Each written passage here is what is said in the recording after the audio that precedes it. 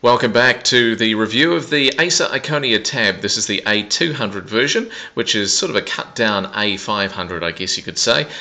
So what's it got inside? It's got a 1 GHz Tegra 2 dual core processor. It's got 1 gig of RAM. It's got an 8 GB flash memory internal. It's also got a micro SD card slot, so you can plug it up to a 32 gig card. It's also got on the side of it a full-size USB socket. 2 megapixel front-facing camera. There's no rear camera on this puppy, but it does feature GPS, Bluetooth, and all those other goodies that you'd expect as well. Let's take a look. First of all, we won't take a look around the device because no doubt you've checked out the other review, but we will take a look at the software because that's what it's all about. Ice cream sandwich upgrade on this came out with 3.0. It's now up to 4.0.3 in this latest update. So what's it done for the tablet? It's done some positive things, it's done some negative things. So first of all, let's talk about the one thing that's been a real problem with this device, and it is the microphone itself. The microphone on this puppy is right up the top here. You'll see the hole, and terrible place to put it. Even worse is the fact that it doesn't look like it's ever going to be solved with a software upgrade. It is slightly better. It's relatively clear in situations where you don't have any background noise, but put any background noise in the situation and it's going to be very difficult for you, full stop. So a real disappointment there with the tablet. Some of the other things that it's done which are really good, if you go to the app drawer itself and move through, that is lightning quick and silky smooth. Absolutely amazing. Very, very quick, very smooth, very fluid. So that is absolutely fantastic, and they've done a good job on Android 4.0 and making it silky smooth, and it really does feel like one of those kind of fruity devices that maybe you've used before. One of the things that's not so good though about the device is that if you scroll through the home screens, it is pretty jerky really, and much more so than what you got on the 3.0 software. So not such an improvement here. I actually had to remove the widget that was sitting here that's provided stock from Acer. It's quite a good little widget. It's got weather for your region. It's also got in there as well the time and bits and pieces, but it didn't work. It's locked up. Every time I reboot the device now, it tells me that it's going to force close it. So unfortunately that's not working properly. It also tells me when I boot up, even though I haven't got it starting on startup, is that Winamp is causing a problem and it needs to shut down as well. So what I did with this is I just upgraded it from the 3.0 software. I haven't done a factory reset. You shouldn't have to, but the reality is that I'm having such problems that I'm going to have to do a factory reset and see if that solves the problem. A couple of other little weird things happen as well, and the whole device locked up for a second there, as you see.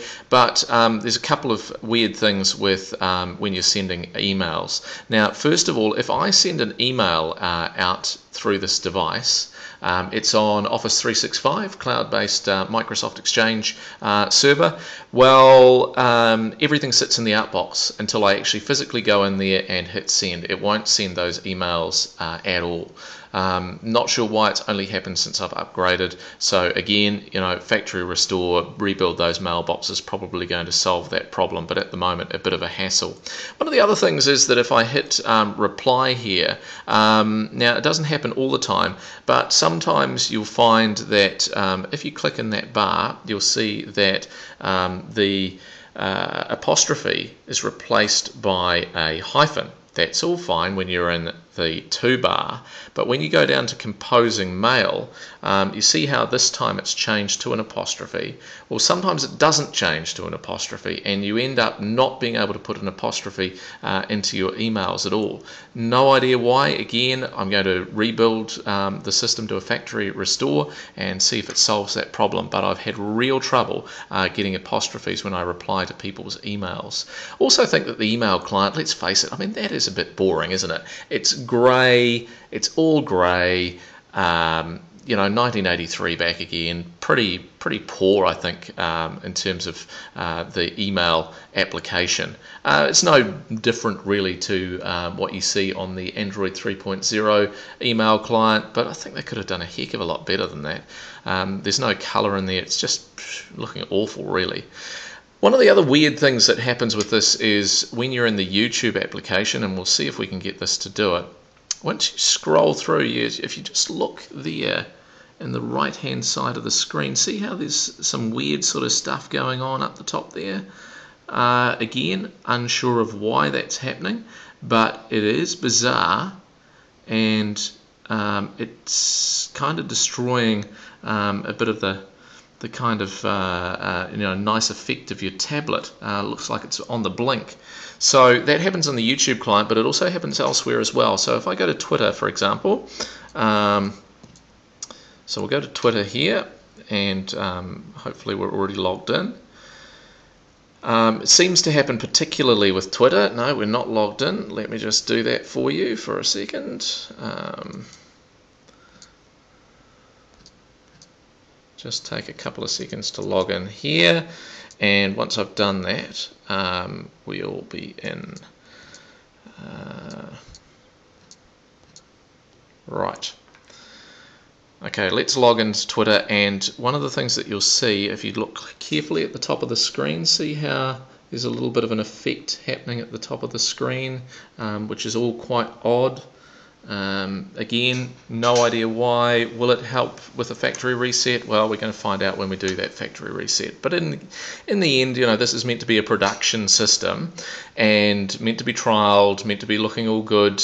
At the end of the day, I think they're a long way from being, sorted out. The battery life on this, I think, has probably, it's similar, I guess. It's on par at the moment. I think I'm sitting at about sort of 36%, and it's been alive or off the charger, I should say, since about 7 hours. So, and it's had a bit of use through the day. It's not too bad, I suppose.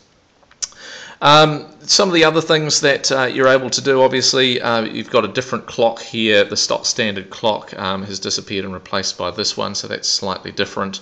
You can also do the folders now, so you drop applications on top of each other to create folders, so that's quite nice. As I say, we've tested Skype, and video has always been good out of this. It's just the audio that's the problem, and it continues to be a problem. The gallery application is good. The gallery is quite silky smooth now, and you can head through those photos pretty quickly, and it scrolls really well. So quite happy with the implementation there. So all in all, what's happened with the ice cream sandwich upgrade? There's been some positives. Obviously, the app drew a lot quicker, and the gallery application has certainly improved, but there's a long way to go. The browser itself is just the other thing that I'll show you quickly. Obviously, we took a look at Twitter there before, but there are some other things that have happened. If you have a look on my other review, you probably see that it was slightly jerky and it was taking a bit of time to actually render on this particular website, and now you can see that I can scroll through that and it is silky smooth. So certainly it has made a bit of a difference in the browser. So the browser is looking pretty good, and that has certainly been an improvement. So some positives and some negatives in the ice cream sandwich upgrade for the Acer Iconia Tab, the A200. Obviously they're rolling that upgrade around the world, so you may have it already. It may be coming your way, but is it going to make you dive out and buy this device just because of the upgrade? I would say not. Certainly haven't seen anything in this upgrade that's made it significantly better. There you go. That is the review, the software upgrade review of the Acer Iconia A200.